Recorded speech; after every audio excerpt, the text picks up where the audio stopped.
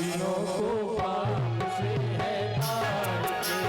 भागवत भगवान की है आरती, पापियों को पाप से है तारते। जय हो।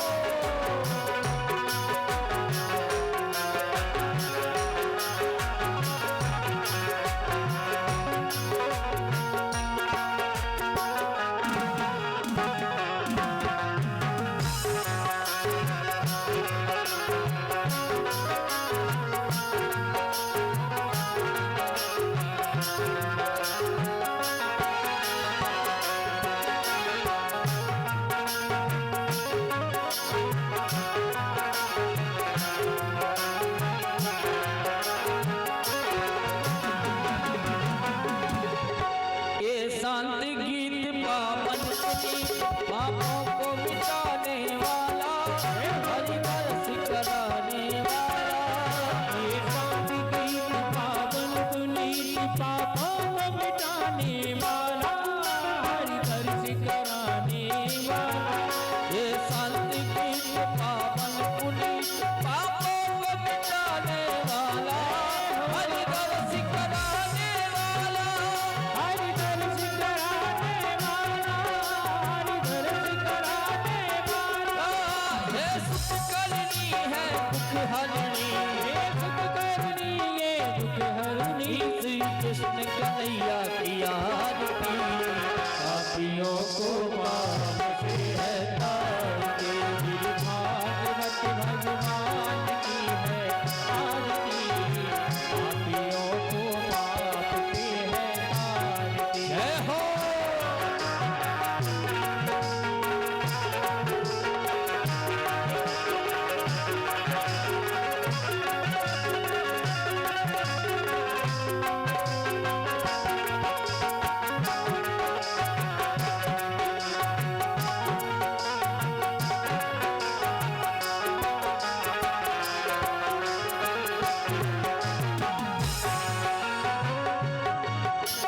मधुर बोल जग पंथ खोल, सभी मार्ग बताने वाला, तो बनाने वाला। ये मधुर बोल जग पंथ खोल, सभी मार्ग बताने वाला, को बनाने वाला। ये मधुर बोल जग पंथ खोल, सभी मार्ग बताने वाला, बिगड़ी को बनाने वाला। बिगड़ी को बनाने वाला, बिगड़ी को बनाने वाला। श्री राम यही घनश्याम यही, श्री राम यही घनश्याम यही, सीताराम यही घनश्याम यही, सीताराम यही घनश्याम यही। प्रभु के महिमा की आरती, पापियों को पाप से है तारते। श्री भागवत भगवान की है आरती, पापियों को पाप से है तारते। श्री भागवत भगवान की है आरती, पापियों को पाप से है तारते।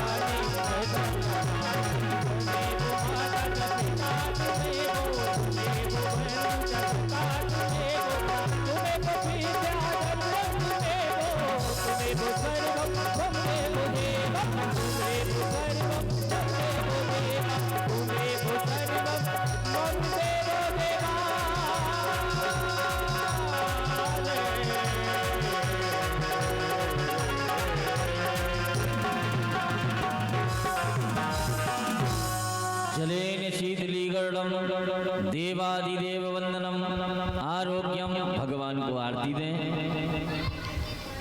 स्वयं आरती ले लें।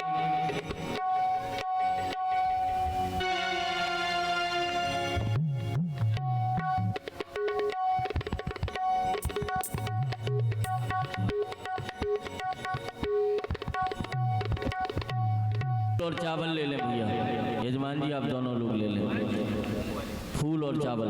हरि ओम मा जगनेन जगमय जन्त देवास्तानि धर्माणि प्रथमान्यासन्नाते हिनाकं महिमानः सचन्त जत पूर्वे साध्याः सन्ति देवाः। हरि ओम एकदन्ताय विद्महे वक्रतुण्डाय धीमहि तन्नो दन्ती प्रचोदयात्। हरि ओम कात्यायनाय च विद्महे कन्याकुमारै च धीमहि तन्नो देवी प्रचोदयात्। हरि ओम नन्दनन्दनाय विद्महे शुभदानन्दनाय धीमहि तन्नो कृष्णः प्रचोदयात्। हरि ओम अंजनी नंदनाय विद्महे वायुपुत्राय धीमहि तन्नो हनुमत् प्रचोदयात्। नाना सुगंध पुष्पाणि यथा कालोद्भवानि च पुष्पाञ्जलिर्मया दत्तो ग्रहाण परमेश्वरो। नाना सुगंध पुष्पाणि यथा कालोद्भवानि च पुष्पाञ्जलिर्मया दत्तो ग्रहाण परमेश्वरो। मंत्र पुष्पांजलिं समर्पयामि। बोलो भागवत महापुराण की परम पूजनीय व्यास जी महाराज की राम राजा सरकार की शंकर भगवान की। व्यास जी का तिलक लगा करके एवं माला पहना करके स्वागत करें। इसके तत्पश्चात कथा परम पूजनीय व्यास जी महाराज जी के मुखारविंद से श्रवण करके अपने जीवन को धन्य बनाएं। तब तक शांति से बैठें, भगवान का हरि नाम मन में संकीर्तन करते रहें। इसके पश्चात महाराज जी के मुखारविंद से कथा सुने। आज की कथा भगवान आनंद कंद कृष्णचंद्र जी का पाणी ग्रहण संस्कार एवं बड़े धूमधाम के साथ भगवान का विवाह उत्सव किया जाएगा। बड़ी ही कृपा है भगवान की कि आप बड़े सौभाग्य से माई के दरबार में कथा श्रवण कर रहे हैं। जय श्री राम। सीताराम सीताराम सीताराम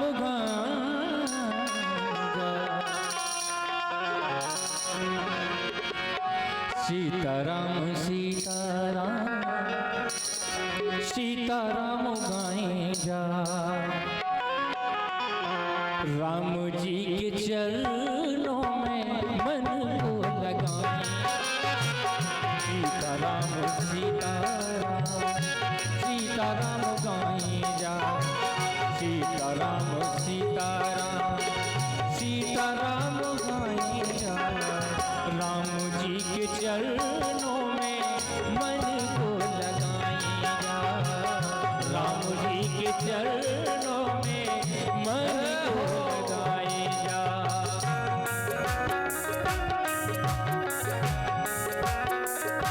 जय हो हरि बोल।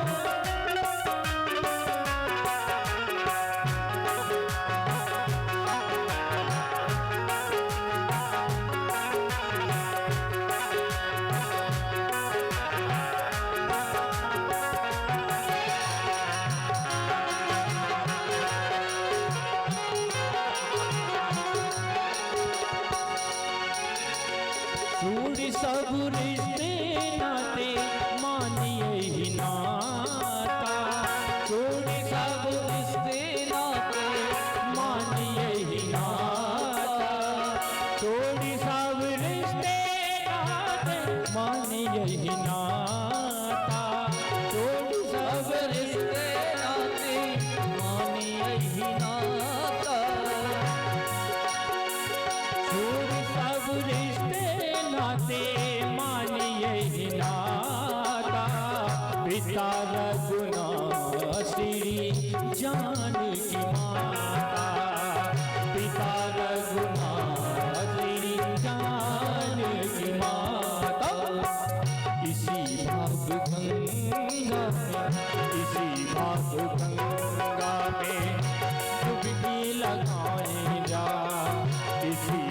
गंगा में डुबकी लगाएगा, राम जी के चरणों में मन को लगाएगा, राम जी के चरणों में मन को लगाएगा, राम जी के चरणों में मन को लगाएगा, राम जी के चरणों में मन को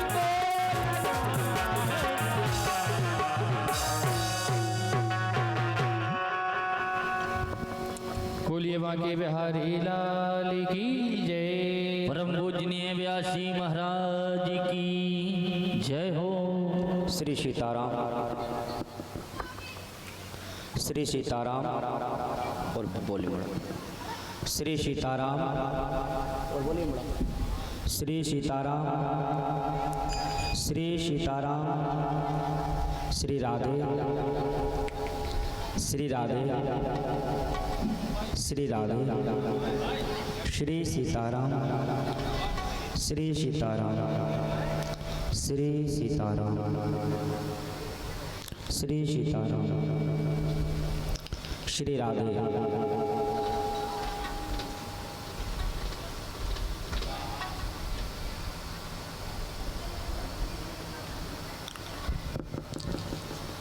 हरि शरणम।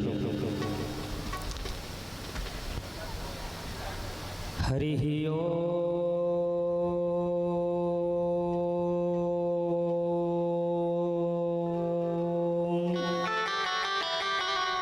तस्सत् श्रीमते रामचंद्राय नमः। नमः परमहंसास्वादित चरण कमल चिन्ह मकरंद भक्त जनमानस निवासाय श्री रामचंद्राय नमः। हरि ओम।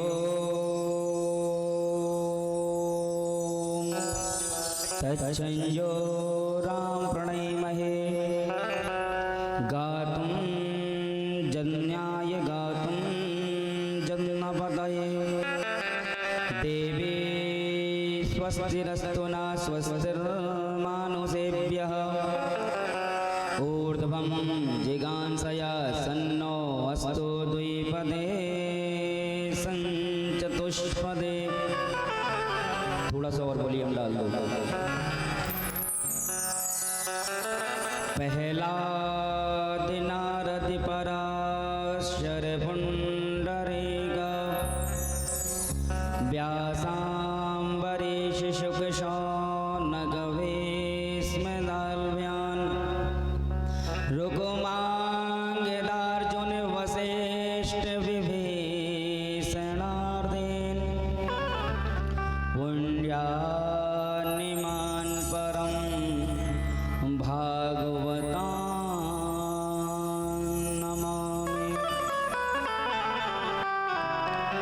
अश्वत्थामा बलर्व्यासो हनुमानश्च विभीषणः कृपया परशुरामश्च सप्तैता चिरजीवना। ध्येयं सदा परिभवं नमभीष्टदोहम् तीर्थास्पदं शिविविरञ्चिनुतं शरण्यं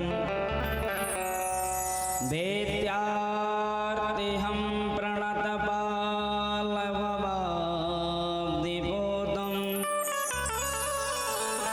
वन्दे महापुरुषते चरणारविन्दम्।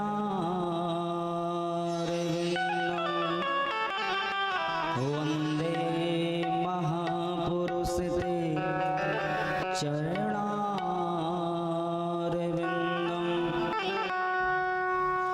गङ्गातरङ्गरमणीयजटाकलापं गौरी निरन्तरविभूषितवामभागं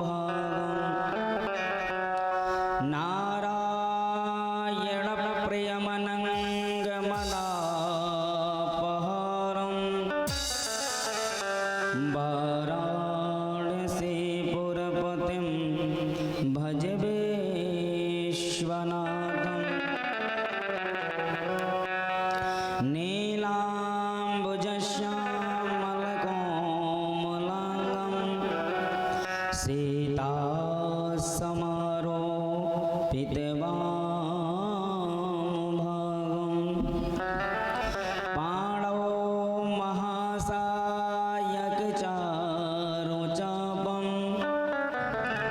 नमामि रामं रघुवंशनाथं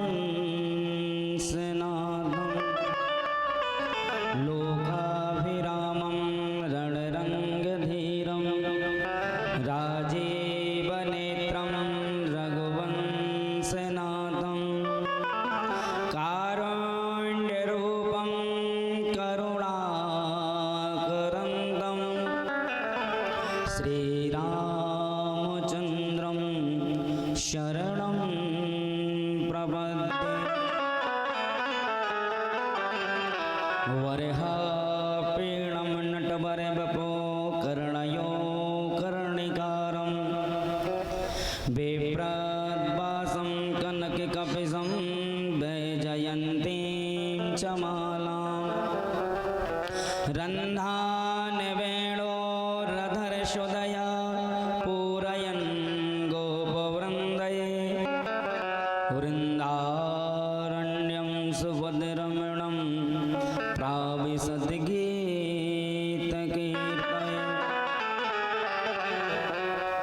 ॐ जयन्ती मङ्गलाकाले भद्रकाले कपालिनी दुर्गा क्षमा शिवा धात्री स्वाहा स्वधा नमोऽस्तुते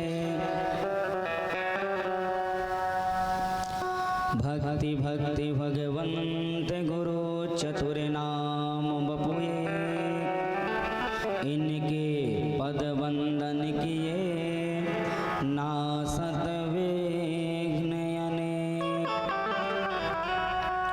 राधे मेरी स्वामिनी मैं राधे को दास जन्म जन्म मोह दीजियो श्री वृंदावन को बास। राधे मेरी मात है पिता मेरे घनश्याम इन दोनों के श्री चरणन में मेरो बारंबार प्रणाम। अजगर करे न चाकिरी पंछी करे न काम दास मलुकायो कहे सबके दाता राम। जय जय श्री राधा रमण जय जय नवल किशोर जय गोपी चित चोर प्रभु जय जय माखन चोर नारायणं नमस्कृत्यं नरं चैव नरोत्तमं देवीं सरस्वतीं व्यासं ततो जयमुदीरयेत्। बोलिए श्री वृंदावन बिहारी लाल की श्री बांके बिहारी लाल की श्री मद्भागवत महापुराण की श्री यज्ञ नारायण भगवान की जगज्जननी राजराजेश्वरी श्री यशोदा मैया की जगज्जननी श्री अम्बे मैया की भगवान की श्री ओरछा राम राजा सरकार की श्री हनुमान जी महाराज की श्री भूमिया भगवान की यहाँ पर उपस्थित समस्त संत वृंदों की पूज्य सतगुरुदेव भगवान की समस्त संतों की जय। समस्त भक्तों की जय। जय जय श्री राधे, जय जय श्री राधे, जय जय श्री राधे श्याम।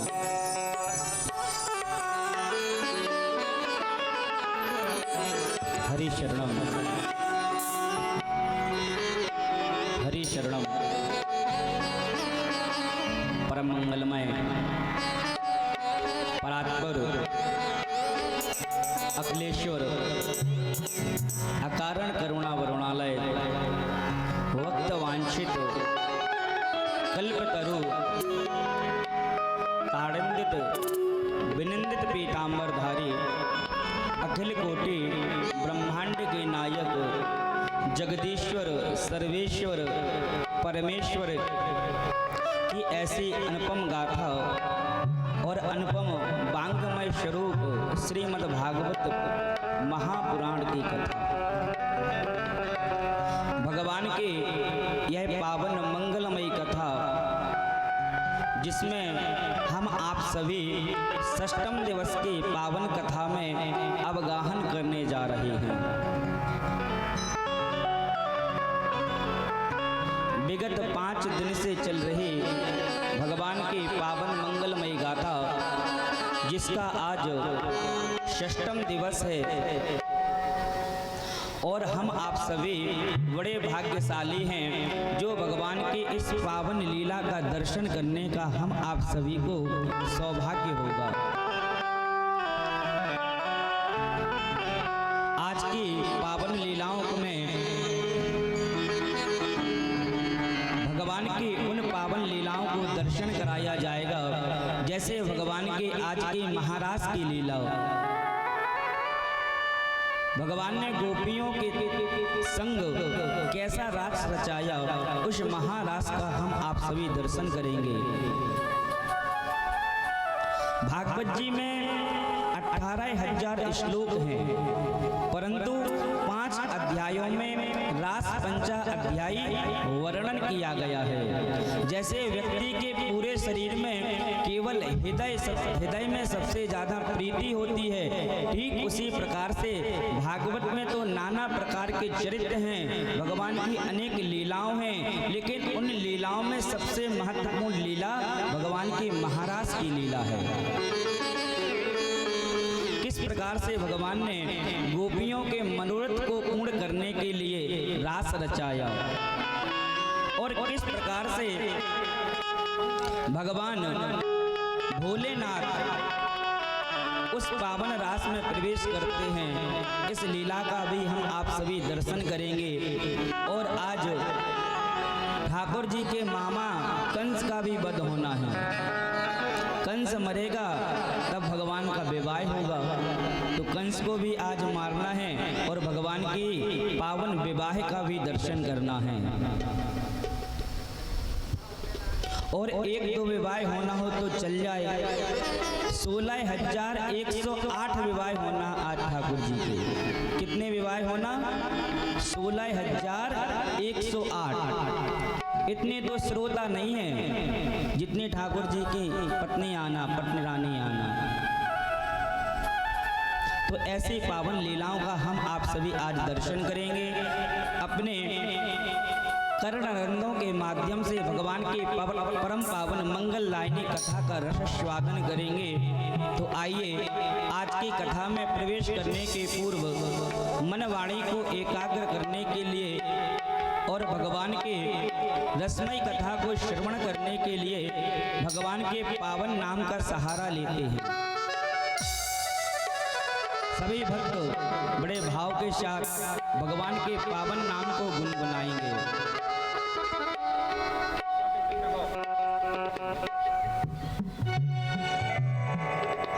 देखिए, जितना भागवत की कथा सुनने का फल है उससे ज्यादा फल है भगवान के नाम के कीर्तन को करना। हम आपको 7 दिन में केवल इतना ही समझा के जाएंगे कि किसी भी प्रकार से लो, लेकिन आप भगवान का नाम लो। भगवान के नाम की बड़ी महत्वता है।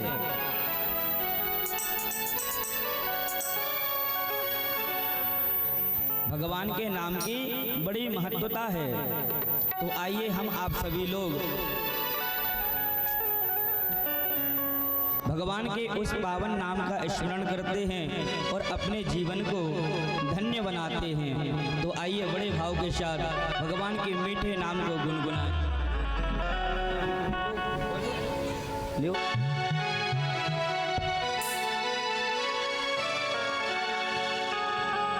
सीताराम हरे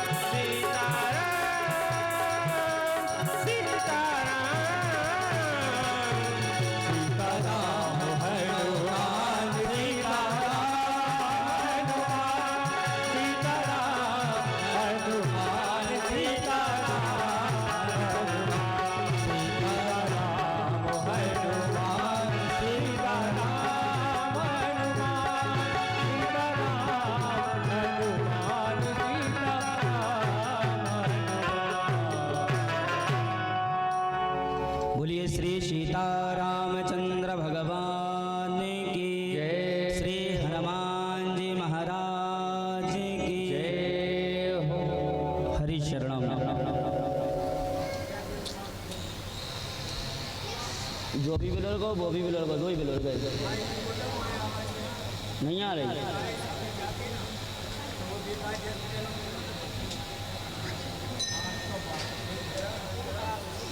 श्री सीताराम। हरि शरणम। परम पावन अखिल कोटि ब्रह्मांड के नायक जगदीश्वर सर्वेश्वर परमेश्वर की पावन यह अनुपम गाथा, जिसमें हम आप सभी लोग षष्ठम दिवस की पावन कथा में अवगाहन करने जा रहे हैं। कल भगवान के पावन लीलाओं का श्रवण किया, दर्शन किया। सभी ब्रजवासियों ने कल खूब गोवर्धन नाथ भगवान की पूजा की और समस्त ब्रजवासियों ने खूब गोवर्धन भगवान को चकाचक 56 भोग पवाए, रबड़ी मालपुआ खीर। खूब सुंदर भगवान का कल पूजन हुआ, दर्शन हुआ। और आज की कथा में भगवान के उन पावन चरित्रों को श्रवण करने जा रहे हैं, जिनसे जीव के जन्म जन्मांतरों के पापों का नाश हो जाता है। ऐसी भगवान की पावन मंगलमयी गाथा आप सभी ने कल की कथा में भगवान गिरिराज जी का पूजन किया। गिरिराज जी के पूजन के बाद जब नंद बाबा, यशोदा जी और समस्त ब्रजवासी भगवान श्री गोवर्धन नाथ जी का पूजन करके अपने गोकुल वापस लौट आए। वापस लौटते ही इंद्र को पता चल गया। इंद्र को यह पता चल गया कि इस बार ब्रजवासियों ने मेरी जगह गोवर्धन नाथ की पूजा की, क्योंकि प्रतिवर्ष दीपावली के दिन समस्त ब्रजवासी इंद्र की पूजा करते थे। लेकिन इस बार भगवान कृष्ण कन्हैया के कहने पर, भगवान कृष्ण कन्हैया के कहने पर ब्रजवासियों ने गोवर्धन नाथ की पूजा की। भगवान कृष्ण कन्हैया कहते हैं कि बाबा, जब इंद्र की पूजा ना करेंगे तो क्या होगा। बाबा ने समझा दिया था कि बाबा लाला, अगर इंद्र की पूजा नहीं करेंगे तो यह हम पर क्रोधित हो जाता है, हमारे राज्य में जल की वर्षा नहीं करता, और करता तो इतनी करता कि तूफान आ जाता, बाढ़ आ जाती। और आज इंद्र को पता भी चल गया। इंद्र के दूतों ने जाकर समाचार दिया कि इस बार ब्रजवासियों ने आपकी पूजा नहीं की। इंद्र बोला, फिर किसकी की? तो बता दिया कि इस बार ब्रजवासियों ने गोवर्धन नाथ की पूजा की। जैसे ही इंद्र को इतना पता चला, इंद्र बड़ा क्रोधित हो गया। इंद्र ने तुरंत अपने दूतों को बुलाया, अपने मेघों को बुलाया और आज्ञा दे दी दूतों को। इंद्र कहता है, वाचालम बालिसम स्तभ्यम मध्यम पंडित मानिनम कृष्ण मृत्यु मुपार्षित्यम गोपा में चकुर प्रियम। इंद्र कहने लगा कि इस छोटे से ग्वाले के कहने पर ब्रजवासियों ने मेरी पूजा बंद कर दी। क्या उनको मेरे क्रोध का डर नहीं है? क्या वह जानते नहीं कि मैं देवताओं का राजा देवराज इंद्र हूं? मेरे वज्र के प्रहार को नहीं जानते? तुरंत इंद्र ने अपने दूतों को आज्ञा दी कि हे सामंतक मेघो, तुम जाओ और ब्रज में इतनी वर्षात करो कि सारा का सारा ब्रज बह जाए। इंद्र ने आज्ञा दे दी। तुम ब्रज में जाओ और खूब बरसात करो ताकि सारा व्रज तहस नहस हो जाए। इंद्र की आज्ञा पाकर तुरंत सावंतक मेघ व्रज की ओर चल दिए। ब्रज की ओर जाते ही सावंतक ने, जो मेघ थे इंद्र के, उनका नाम था सावंतक मेघ, तुरंत उन मेघों ने जाकर ब्रज में इतनी वर्षात करी, राम जी, इतनी वर्षात करी कि ब्रज में चारों ओर त्राही त्राही मच गई। खूब आंधी, खूब तूफान, खूब पानी वर्षा। ब्रजवासियों में विचारों में खलबली मच गई। कुछ ब्रजवासी कहने लगे कि मैंने तो पहले ही कहा था कि जैसे हर साल इंद्र की पूजा करते थे वैसे ही इंद्र की पूजा करते हैं। अब देख लिया इंद्र की पूजा ना करने का फल। इंद्र की पूजा कर लेते तो आज हमारे ब्रज पर जो इतनी बड़ी विपत्ति आ गई है वह विपत्ति नहीं आती। कुछ ब्रजवासी बोले, तुम इतने ज्यादा उदास क्यों होते हो? हमारा कन्हैया है ना, जरूर हमारी कोई रक्षा करेगा। जब उसने हमसे गोवर्धन की पूजा करवाई बा देवता की, तो बा देवता का हमारी रक्षा ना करेगो। इंद्र की पूजा करते थे तो इंद्र रक्षा करता था, लेकिन कन्हैया के कहवे पे अब हमने गोवर्धन नाथ की पूजा की तो गोवर्धन हमारा कछु ना कछु तो रक्षा जरूर करेगो। समस्त ब्रजवासी दौड़ते दौड़ते कृष्ण कन्हैया के पास आए और कृष्ण कन्हैया के पास आकर कहने लगे, कृष्ण कृष्ण महाभागा त्वानाथम गोकुलम प्रभो त्रातु महर्षि देवान कुपितान भक्तवत्सलः।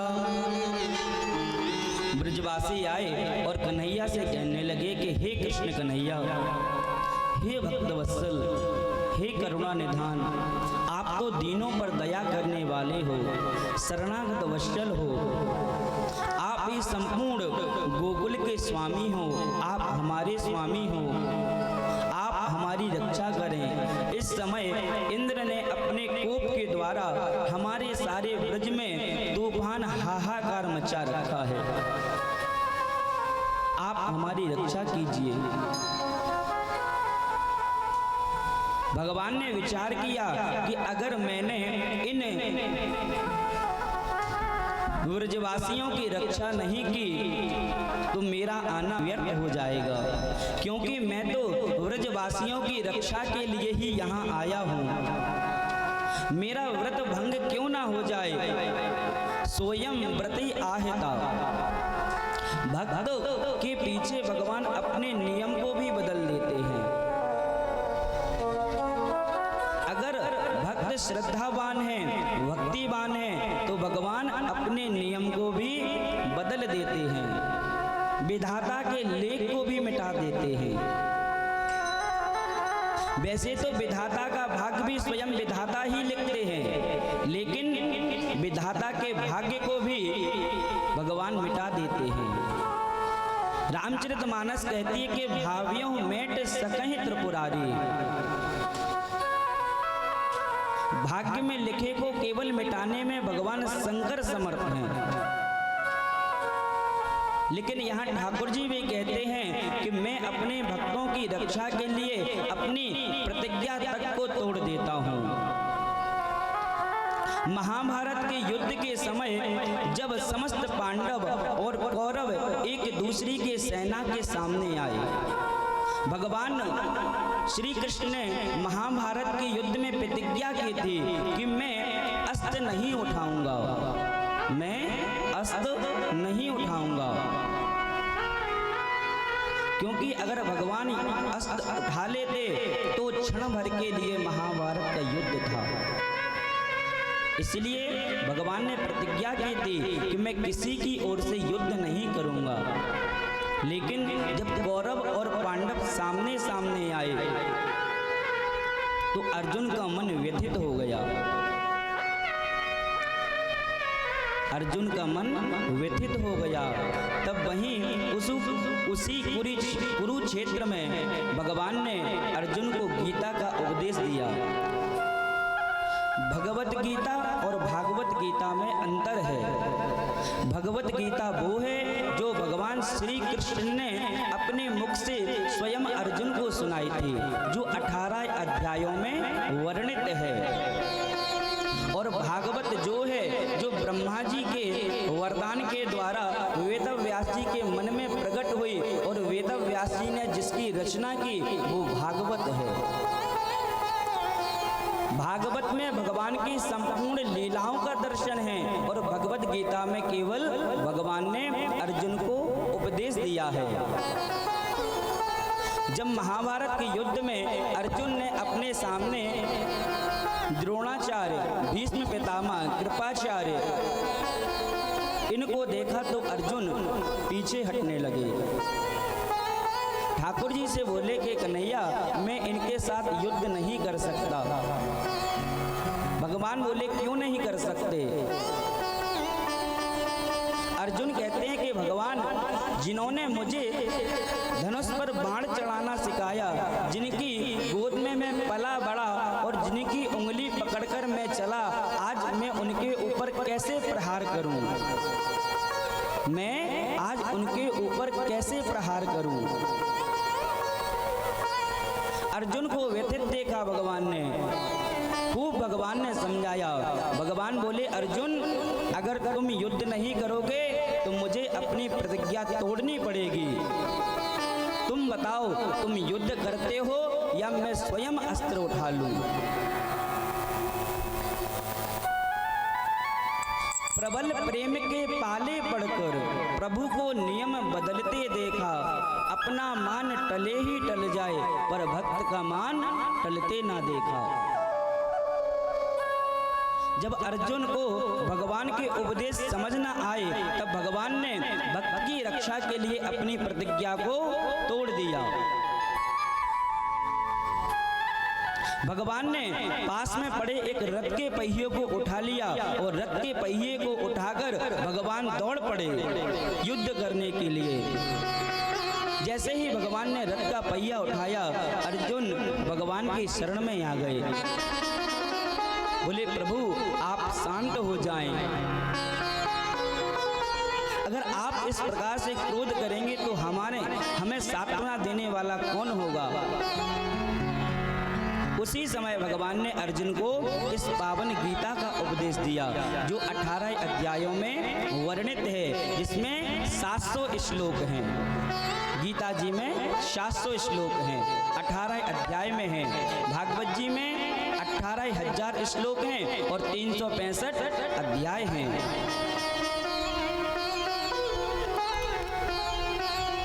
इसी प्रकार आज सारे व्रजवासी भी भगवान की शरण में हैं कि भगवान आप हमारी रक्षा कीजिए, रक्षा कीजिए। तो व्रजवासियों की रक्षा करना कन्हैया का परम धर्म है। भगवान बोले जिस देवता की तुमने पूजा की है चलो उसी के पास चलते हैं, कोई ना कोई उपाय जरूर हमारा देवता बताएगा। सारे व्रजवासियों को लेकर भगवान कृष्ण कन्हैया गोवर्धन की तलहटी में पहुंच गए। ठाकुर जी बोले कि सब ब्रजवासी देवता को प्रणाम करो। समस्त ब्रजवासियों ने गिरिराज जी भगवान को प्रणाम किया। ठाकुर जी बोले मैं जा देवता से रुको, तुम सब बात करके आता हूँ। भगवान गए और भगवान ने गिरिराज जी को प्रणाम किया।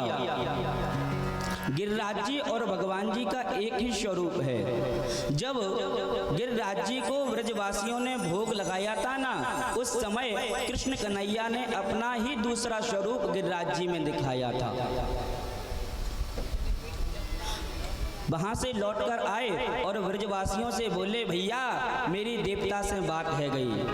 देवता कह रहे हो कि मेरे को ही उठाकर मेरे को छाता बना लो, मेरे पर्वत को उठा लो और इसी का छाता बना लो। ब्रजवासी बोले दारी के जो कोई छोटो मोटो है का, 7 कोस का इतना बड़ा पहाड़ हम सब कैसे उठाएंगे? इतने बड़े पहाड़ को कन्हैया बोले, जब देवता ने कही है कि मुँह को उठा के छाता बना लो तो कोई ना कोई उपाय तो जरूर उने बाने करो होगो, लेकिन कोई बात नहीं, प्रयास करो, चलो मेरे साथ, हम सब इस गोवर्धन पर्वत को उठाते हैं। समस्त व्रजवासियों को लेकर ठाकुर जी गोवर्धन की तलहटी में पहुंच गए और ठाकुर जी और समस्त व्रजवासी धीरे धीरे उस गोवर्धन पर्वत को उठाने लगे। देखते ही देखते ठाकुर जी की उस समय अवस्था थी, आयु थी मात्र 7 वर्ष की। 7 वर्ष की अवस्था में कन्हैया ने 7 कोस के गोवर्धन पर्वत को उठा लिया। समस्त व्रजवासी साथ में लग गए और भगवान धीरे धीरे धीरे धीरे उस गोवर्धन पर्वत को उठाते गए। पहले भगवान ने दोनों हाथ लगाए, जब उठा लिया तो एक हाथ लगाया और धीरे धीरे भगवान ने केवल अपनी एक उंगली पर उसको धारण कर लिया। बोल गोवर्धन नाथ की जय। ठाकुर जी बोले, आ जाओ जा सबके नीचे। इसी गोवर्धन के नीचे आ गए और सब बोले, तुम सब इसी के नीचे खड़े हो जाओ, अपनी गाड़ियां ले आओ और अपनी गैया भी इसी के नीचे ले आओ।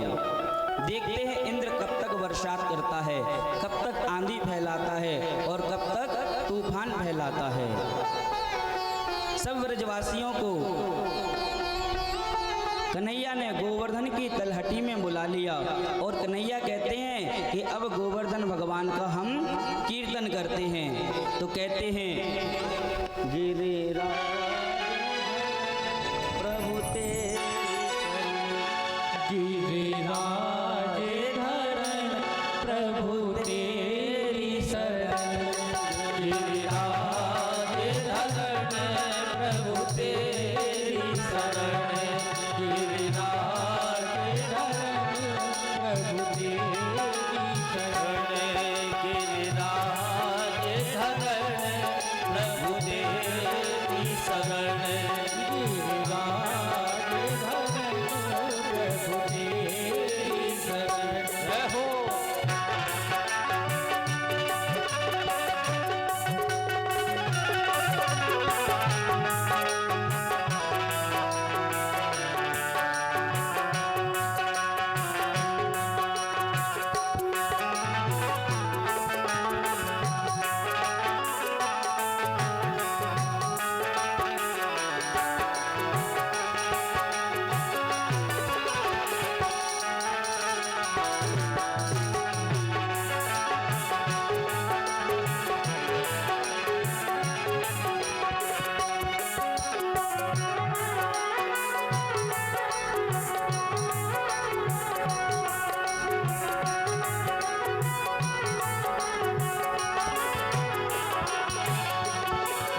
चंद्र का शीश पे सोहे, मोर चंद्र का शीश पे सोहे, श्याम छवि सब मन मोहे, मोर चंद्र का शीश पे सोहे, श्याम छवि सब गान मोहे। मुझे हाथ से पास बुलावे, कटी हाथ में कलम धरावे, मुझे हाथ से पास बुलावे, कटी हाथ में कलम धरावे। गिरिराज धरण प्रभु तेरी शरण, गिरिराज धरण प्रभु तेरी शरण, गिरिराज हो।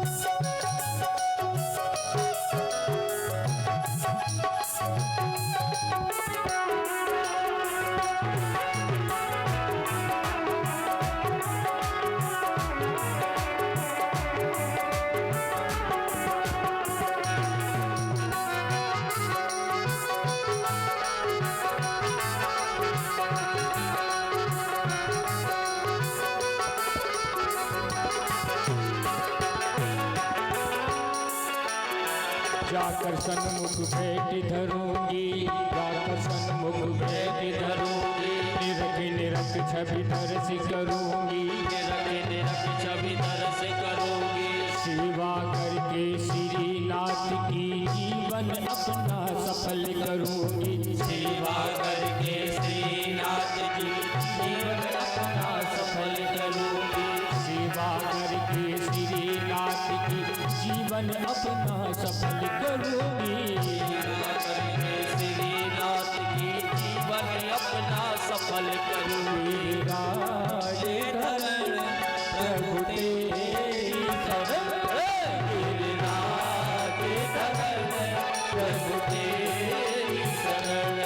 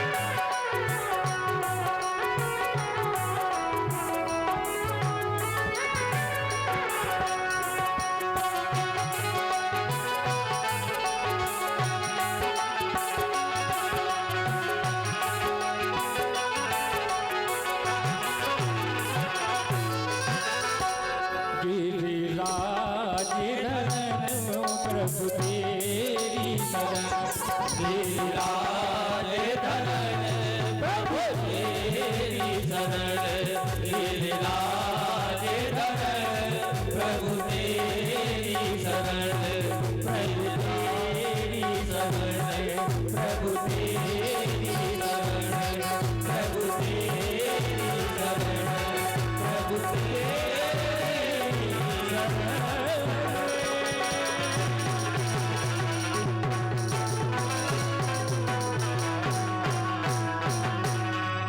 बोल गिरिराज महाराज की जय हो। समस्त ब्रजवासियों को ले जाकर कन्हैया ने गोवर्धन को छत्ता बना लिया। समस्त ब्रजवासी भी उस गोवर्धन पर्वत के नीचे अपनी अपनी लाठियां लगाए हुए हैं। कोई ब्रजवासी अपना डंडा लगाए, कोई लाठी लगाए और किसी ने तो अपना कंधा ही लगा लिया, क्योंकि इंद्र ने एक दिन नहीं, 2 दिन नहीं, पूरे 7 दिन तक मूसलाधार बारिश की। राम जी कितने दिन तक? 7 दिन तक बराबर बरसात की इंद्र ने। इंद्र के अभिमान को दूर करने के लिए ठाकुर जी अपनी एक उंगली, मात्र कनिष्ठ का उंगली पर श्री गिरिराज जी महाराज को धारण किए हुए हैं। जब काफी समय भगवान को गिरिराज जी को धारण किए हो गया तो ब्रजवासी कन्हैया से बोले, कन्हैया अब तू थक गयो होगो, नेक देर तू विश्राम कर ले, तब तक यह गिरिराज को हम सब उठाए हैं। ठाकुर जी बोले, तुम उठा लोगे? ठाकुर जी बोले, तुम उठा लोगे? ब्रजवासी बोले, दारी के तोकों का लगे, तूको का लगे कि हम ही उठाए हैं पूरा पर्वत? तू तो केवल एक उंगली लगाए खड़ो है। तू देख ना रहो कि हम सब ब्रजवासी कितने डंडा लगाए खड़े हैं, कोई कंधा लगाए है तो कोई डंडा लगाए है, तू को लग रहा हो कि मैं नहीं उठायो है। कन्हैया बोले, ठीक है। तो अब भगवान ने जैसे ही अपनी उंगली को थोड़ा किसकाया, राम जी ब्रजवासियों के उसी समय डंडा लाठी चट चट टूट गए। जैसे ही डंडा टूटे तुरंत ब्रजवासी बोले, कन्हैया कन्हैया देख, वो नीचे को आ रहा हो, संभाल संभाल संभाल। कन्हैया बोले, मैं तो पहले बोलो तो कि तुमको ना संभलेगो। ब्रजवासी बोले मान गए कन्हैया, हमको तो लगा था कि हमारे डंडे और लाठियों से गिरिराज जी सदा है, पर हम मान गए कि हमारे लाठी डंडे तो एक क्षण में टूट गए, पर जब गोवर्धन तो सचमुच में तेरी उंगली पे ही धारण है। यह गोवर्धन सचमुच में तेरी उंगली पे धारण है। ब्रजवासी बोले कन्हैया, आज तूने अपनी उंगली पर गोवर्धन नाथ को धारण किया, इसलिए आज से हम तुझे एक नाम और देते हैं। आज से अब हम तुझे गिरधारी भी कहेंगे, क्योंकि तूने आज गिरिराज जी को धारण किया। बोल वृंदावन बिहारी लाल की, बंसे बट बिहारी गिरधारी लाल की। तो ब्रजवासियों ने ठाकुर जी को एक नाम और प्रदान कर दिया, गिरधारी। सब ब्रजवासियों को विश्वास हो गया कि कन्हैया जब तक हमारे साथ है, कोई हमारा बाल भी बांका नहीं कर सकता।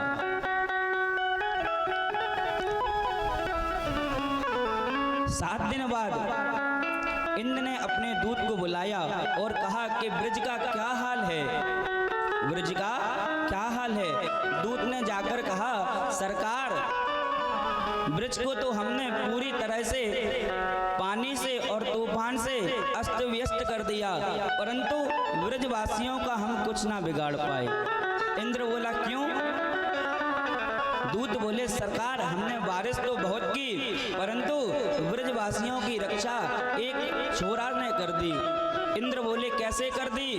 तो बोले, बाने 7 कोस के परकम्मा गोवर्धन को अपनी नेक से उंगरिया पे उठा लिया। इंद्र का तो राम जी माथा चटक गया कि ऐसा ब्रजवासी कौन सा उत्पन्न हो गया जिसने 7 कोस की परिक्रमा, 7 कोस के मतलब 21 किलोमीटर, 21 किलोमीटर में फैला हुआ विशाल पर्वत, जिसको 21,000 लोग भी ना उठा पाए, लेकिन ठाकुर जी ने केवल अपनी एक उंगली पर धारण कर लिया। इंद्र का माथा सनक गया राम जी। इंद्र भी बोला, चलो हम देख कर आते हैं। इंद्र ने जैसे ही देखा कि आज कृष्ण कन्हैया गिरधारी बनकर खड़े हैं, इंद्र को अपनी गलती का एहसास हो गया, क्योंकि वह जान गया कि यह कृष्ण कोई साधारण नहीं है, यह तो परब्रह्म परमात्मा है, जिसने हमको बनाया, सृष्टि को बनाया, संसार को जिसने बनाया। यह कोई साधारण ब्रजवासी नहीं है, यह तो साक्षात परब्रह्म परमात्मा है। इंद्र ने जाकर भगवान से क्षमा प्रार्थना की। बड़ी सुंदर इंद्र ने यहाँ पर ठाकुर जी से प्रार्थना की। इंद्र कहता है कि हे भगवान, आप जगदाधार हैं, आप अखिल कोटि ब्रह्मांड के नायक हैं, आप ही बनने वाले हैं, आप ही बनाने वाले हैं और आप ही मिटाने वाले हैं। इसलिए भगवान, इस दास पर आप कृपा करें। मैं आपकी भगवत्ता को जान नहीं पाया, अनजाने में मुझसे यह अपराध हुआ है, आप मुझे क्षमा करें। ऐसा बारंबार भगवान के श्री चरणों में इंद्र प्रणाम करने लगा। तब इंद्र की प्रार्थना को भगवान ने स्वीकार कर लिया और इंद्र को आशीर्वाद प्रदान कर दिया। इस प्रकार से भगवान ने ब्रजवासियों की इंद्र के प्रकोप से रक्षा की। बोल वृंदावन बिहारी लाल की जय। अब एक बार की बात और सुनो आप।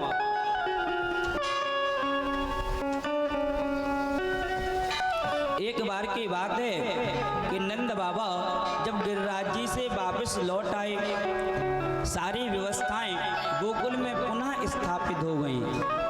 तो एक दिन नंद बाबा को रात्रि में नींद नहीं आई। रात्रि के बज रहे होंगे 2-2:30। नंद बाबा को लगा कि सुबह हो गई, तो चलो यमुना जी स्नान करके आते हैं। नंद बाबा चले गए यमुना जी में स्नान करने के लिए।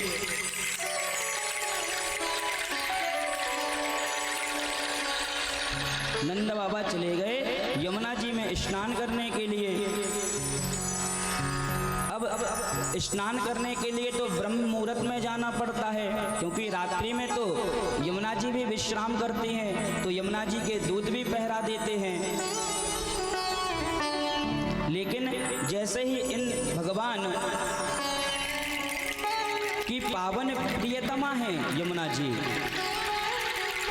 यमुना जी का नाम एक कालिंदी भी है, कालिंदी भी कहते हैं।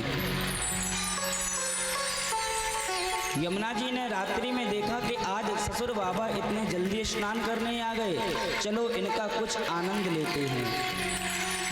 तो उसी यमुना जी में एक राक्षस रहता था। जैसे ही नंद बाबा ने डुबकी मारी, सोई वो नंद बाबा को पकड़कर वरुण लोक ले गया, अपने लोक को ले गया, जल का देवता। सारे व्रज में हाहाकार मच गया कि नंद बाबा स्नान करने को जमुना जी में गए और अभी तक जमुना जी से लौट कर ना आए। समस्त ब्रजवासी नंद बाबा को खोजने लगे, पर किसी को कोई पता नहीं चला। अंत में ठाकुर जी से कहा कि नंद बाबा का कहीं पता नहीं है। यमुना जी स्नान करने गए थे, तब से उनका कोई पता नहीं। तुरंत ठाकुर जी यमुना जी के किनारे पहुंचे और यमुना जी में ठाकुर जी ने तुरंत प्रवेश किया और प्रवेश पाते ही ठाकुर जी सीधे जल के देवता वरुण के पास पहुंचे। जैसे ही वरुण ने भगवान को देखा और कहा, सरकार आज तो मेरे भाग्य धन हो गए जो आप मेरे लोक में पधारे। भगवान बोले, वो तो सब ठीक है, लेकिन पहले ये बताओ कि रात्रि में तुम किसी को उठाकर लाए हो? वरुण देवता बोले, हाँ साहब, एक बुढ़े आदमी को उठाकर जरूर लाए हैं, आप आज्ञा दें क्या करना है। भगवान बोले, आज्ञा नहीं करना, वे दारी के तेरे बाप हैं, वे तेरे बाप हैं और मेरे भी बाप हैं। वरुण घबरा गया, अरे राम जी ये क्या गड़बड़ हो गई। तुरंत भगवान के चरणों में गिर पड़ा, बोले, भगवान अज्ञानतावश मुझसे ऐसा हुआ है, मैं नहीं जानता था कि आपके पिताजी हैं, आप मुझे क्षमा करें और आज्ञा करें कि मेरे लिए क्या आदेश है। भगवान बोले, आदेश कोई नहीं है, तुरंत मेरे बाबा को मुँह दे दो। वरुण ने तुरंत नंद बाबा को ठाकुर जी के हवाले कर दिया, बोले, आप अपने पिताजी को ले जाइए। ठाकुर जी नंद बाबा को वरुण लेक से छुड़ाकर ले आए। ब्रजवासियों में पुनः उत्साह हो गया। नंद बाबा पुनः भगवान की भगवत्ता को मानने लगे। नंद बाबा ने कहा कि मैं इतना बड़ा 80 साल का डोकरा, परंतु मेरे को जा एको देवता ने दंडवत प्रणाम ना करी, लेकिन मेरा छोरा नेक्सो बाकों जी सब देवता साष्टांग दंडवत कर रहे थे, जा हमारे मेरे छोरा में कोई ना कोई बहुत बढ़िया गुण है। आनंद बरस रहा है व्रज में। जब कन्हैया नंद बाबा को वहां से ले आए तो ब्रजवासियों को भी लगा, तो ब्रजवासियों ने कह दिया, कन्हैया हमको तो अब विश्वास हो गया कि तू पक्को भगवान है, तू पक्को भगवान है, क्योंकि जा काम तूने करे हैं बा काम आज तक एको भी ब्रजवासी ना कर पाए। कन्हैया बोले, बता तो मैंने क्या करूं, बता तो मैंने ऐसो का कर दियो। ब्रजवासी बोले, जा बता के तैने का ना करो। 6 कोस की पूतना को तैने मार दियो, अघासुर को मार दियो, बकासुर को मार दियो, धेनुकासुर को मार दियो, कालिया नाग का भी उद्धार तूने किया। आपको सुनाई नहीं कालिया नाग की कथा, क्योंकि भगवान के इतने पावन चरित्र हैं, इतने पावन चरित्र हैं, और समय रहता है मात्र 3 घंटे का। 7 दिन क्या 7 महीने में भी इस पावन कथा को पूरा नहीं किया जा सकता। केवल भगवान के विशेष चरित्रों को श्रवण करते हुए हम आप सभी इस पावन कथा का विश्राम कर देते हैं। अनंत लीलाएं हैं, बहुत सी ऐसी कथाएं हैं जो हमने आपको बिल्कुल भी श्रवण नहीं कराई। जैसे राजा बलि की कथा बिल्कुल भी आपको श्रवण नहीं कराई, समुद्र मंथन की कथा भी बिल्कुल नहीं सुनाई। अगर इन चरित्रों को करते हैं तो आगे के चरित्रों में व्यवधान होता है। चरित्र वही है। चरित्र से हमको केवल यह ज्ञान लेना है कि भगवान ने अपनी भगवत्ता कहाँ कहाँ पर दिखाई, भक्त किस प्रकार से भगवान की सेवा करते हैं। किसी भी चरित्र के द्वारा हो, लेकिन इन चरित्रों को इसीलिए बनाया गया कि कोई ना कोई चरित्र तो आपके हृदय में उतर ही जाएगा। किसी ना किसी चरित्र को सुनकर, देखकर और प्रसन्न होकर आप भगवान की भगवत्ता को स्वीकार कर लेंगे। इसीलिए इन पावन चरित्रों को बनाया है। कन्हैया से बोले, कन्हैया अब हम तुमको मान गए कि तू पक्को भगवान है, तूने नाना प्रकार के राक्षसन को उद्धार कर दियो। कन्हैया बोले, तुम जामे न पड़ो कि मैं भगवान हूँ या ना हूँ। तुम ये बताओ, मान लो कि जैसे मैं भगवान हूँ तो तुमको भगवान बन के मेरे से क्या चाहिए। ब्रजवासी बोले, चाहिए तो कछु ना, पर सुनो है कि भगवान को वैकुंठ बड़ा सुंदर है। तो हम ब्रजवासियन की इच्छा है कि एक बार तुम अपना वैकुंठ हमको दिखा दो। भगवान बोले, बस इतनी सी बात। ब्रजवासी बोले, बस इतना ही चाहिए और कुछ ना चाहिए। भगवान बोले, चलो मेरे संग। भगवान सबको लेकर ब्रह्म कुंड पहुंचे।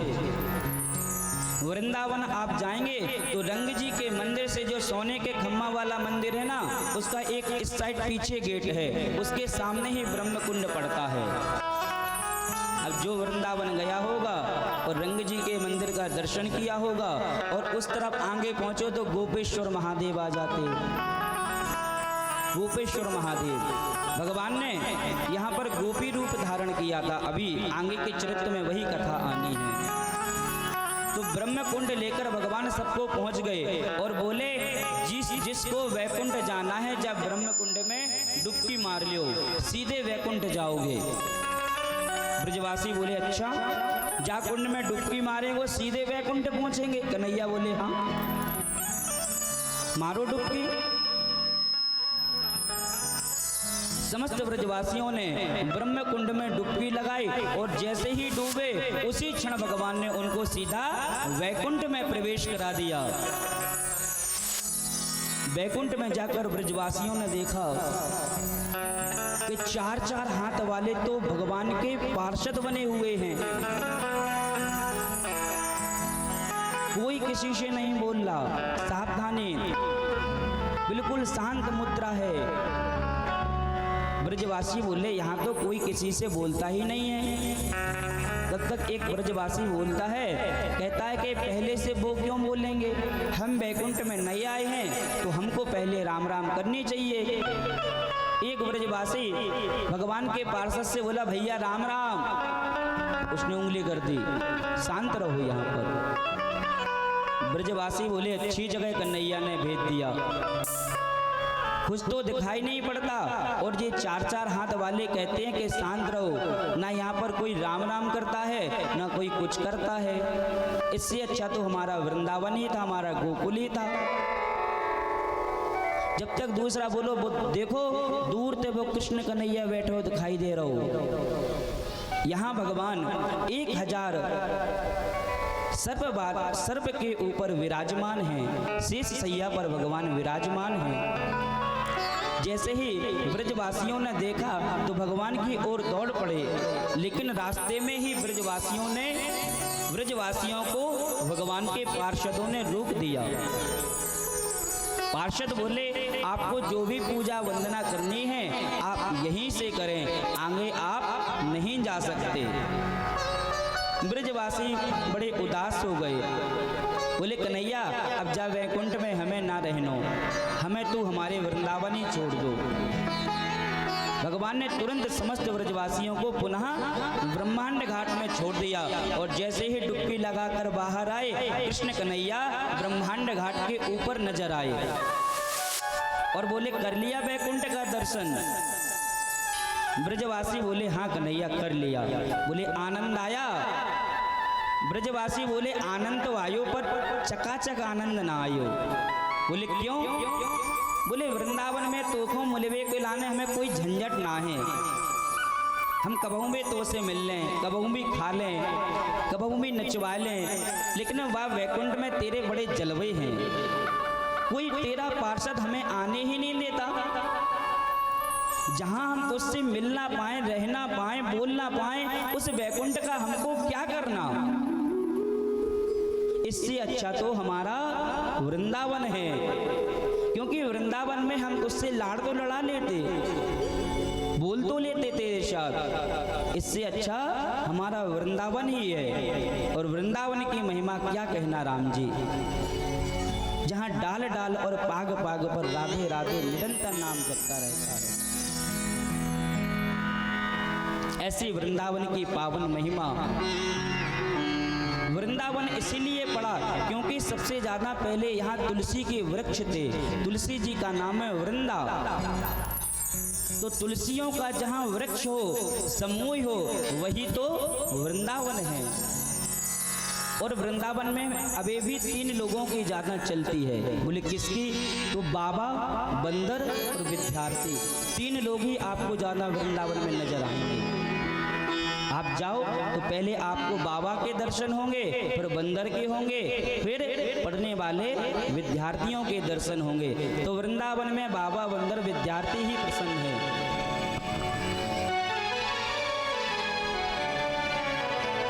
इस प्रकार से वृंदावन की महिमा है। आगे जाकर साबरे को दिल बसा करके देखो, रहो साबरे को दिल में बसा करके देखो, दुनिया को मन से हटा करके देखो, दुनिया से मन को हटा करके देखो। बड़ा ही दयालु है, बड़ा ही दयालु है बांके बिहारी। एक बार वृंदावन जाकर तो देखो, एक बार वृंदावन जाकर तो देखो।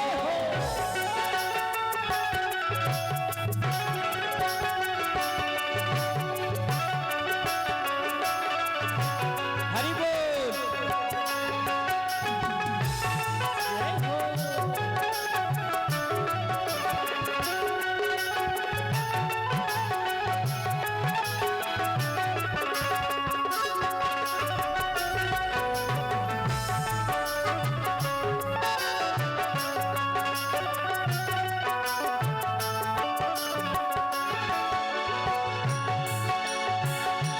मीरा ने जैसे गिरधर को पाया, मीरा ने जैसे गिरधर को पाया, प्याला जहर का अमृत बनाया, प्याला जहर का अमृत बनाया, प्याला जहर का अमृत बनाया, प्याला जहर का अमृत बनाया। तुम अपनी हस्ती, तुम अपनी हस्ती मिटा करके देखो, एक बार वृंदावन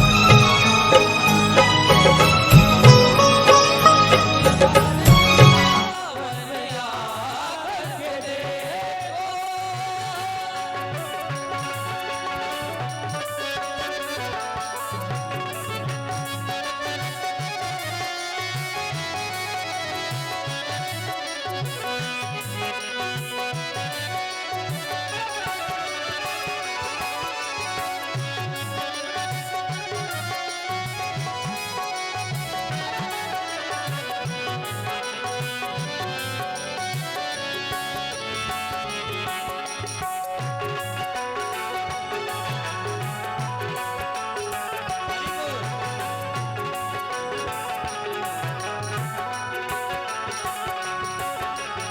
किस किस को चल रहा है वृंदावन?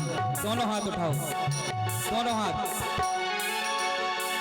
तेरी बल में झोली वो भर देगा, तेरी बल में झोली भर देगा बाबा। दुख दर्द जिंदगी के वो हर लेगा, दुख दर्द जिंदगी के वो हर लेगा।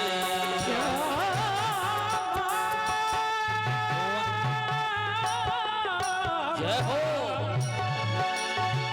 तेरी बल में झोली वो भर देगा, तेरी बल में झोली वो भर देगा। दुख दर्द जिंदगी के वो हर लेगा, दुख दर्द जिंदगी के वो हर लेगा। दुख दर्द जिंदगी के वो हर लेगा, दुख दर्द जिंदगी के वो हर लेगा। चौखट पे दामन, चौखट पे दामन फैला करके देखो, चौखट पे दामन फैला करके देखो। एक बार वृंदावन में आ करके देखो, एक बार वृंदावन में आ करके देखो, एक बार वृंदावन में आ करके देखो, एक बार वृंदावन में आ करके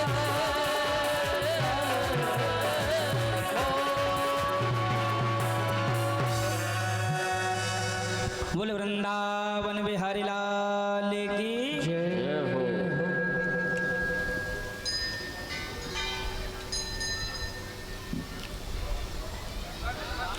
हरि शरणम। आइए अब भगवान के महारास लीला में प्रवेश करते हैं। सुखदेव जी राजा परीक्षित से यहाँ पर कहते हैं कि हे परीक्षित, जिसने इस रास पंचा अध्याय को सुन लिया उसके जीवन में आनंद की प्राप्ति हो जाएगी। इस रास पंचा अध्याय को आप तत्व की दृष्टि से सुनना, कैसे भगवान रास रचाते हैं, क्यों? गोपियों के मनोरथ को पूर्ण करने के लिए, क्योंकि गोपियों ने माँ कात्यायनी की सेवा की थी। गोपियों ने माँ कात्यायनी से मनोरथ मांगा था कि हे माँ कात्यायनी, आप हमको पति के रूप में श्री कृष्ण ही प्राप्त हों। सब गोपियों ने मंत्र का जाप किया था, कात्यायनी महामाये महायोगिन्यधीश्वरी नंद गोप सुतम देवी पतिम में कुरुते नमः। इस मंत्र का समस्त गोपियों ने जाप किया था। तो माँ कात्यायनी ने भी समस्त गोपियों की अर्जी को स्वीकार कर लिया था, और आज उन अर्जी को स्वीकार करने के लिए प्रत्येक गोपी के साथ भगवान श्री कृष्ण ने अपना एक एक रूप बनाया, और सभी को ऐसा लगा कि जैसे हमारे साथ ही भगवान श्री कृष्ण हो। तो गोपियों के मनोरथ को पूर्ण करने के लिए भगवान ने रास रचाया, और रास में उन्हीं को प्रवेश दिया भगवान ने जिनका चीर हरण किया था। क्योंकि जिस समय चीर हरण किया था उसी समय भगवान ने प्रतिज्ञा की थी कि मैं उन्हीं को अपनी इस रास में बुलाऊंगा जिनका मैंने चीर हरण कर दिया। चीर हरण का मतलब जिनके ऊपर से मैंने अपनी माया का पर्दा उठा लिया और अपने वास्तविक प्रतिबिंब स्वरूप का जिनको साक्षात्कार करा दिया। इसीलिए भगवान जब बंसी बजाते हैं ना, तो बंसी को सुनकर गिरिराज जी के पत्थर जो पाषाण के हैं वे भी द्रवभूत हो जाते हैं, पिघलने लगते हैं। यमुना जी निरंतर बहने वाली ठाकुर जी की बंसी को सुनकर कुछ क्षण के लिए स्थगित हो जाती हैं, रुक जाती हैं। गैया जहाँ चरने जाती हैं और जैसे ही ठाकुर जी की बंसी की तान कान में पड़ती है, गैया भी दौड़ी दौड़ी गोपाल के पास चली आती हैं।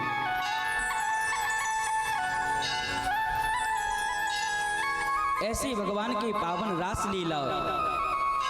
सुखदेव जी कहते हैं कि परीक्षित, भगवान पिताम्राति शरदोत्फुल्लमल्लिका वीक्ष्यं गन्तुमनाश्चक्रे योगमायामुपासिता। चांद की पावन चांदनी, चंद्रमा 15 दिन घटता है और 15 दिन बढ़ता है। कृष्ण पक्ष में चंद्रमा घटता है और शुक्ल पक्ष में चंद्रमा बढ़ता है, और पूर्णिमा को अपना पूरा स्वरूप चंद्रमा ले लेता है। इसलिए भगवान ने शरद पूर्णिमा को राज रचाया। किस पूर्णिमा को? शरद पूर्णिमा को। शरद पूर्णिमा की पावन रात्रि चंद्रमा अपने पूरे प्रकाश के साथ विद्यमान है। भगवान ने अपनी बंसी बजाई। जैसे ही बंसी की तान गोपियों के कान में पड़ी, गोपियां अपना तान, मन, धन सब कुछ भूल गईं। निशम्य गीतम तग गंग वर्धनम व्रजश्रिया कृष्ण गृहीत मानस।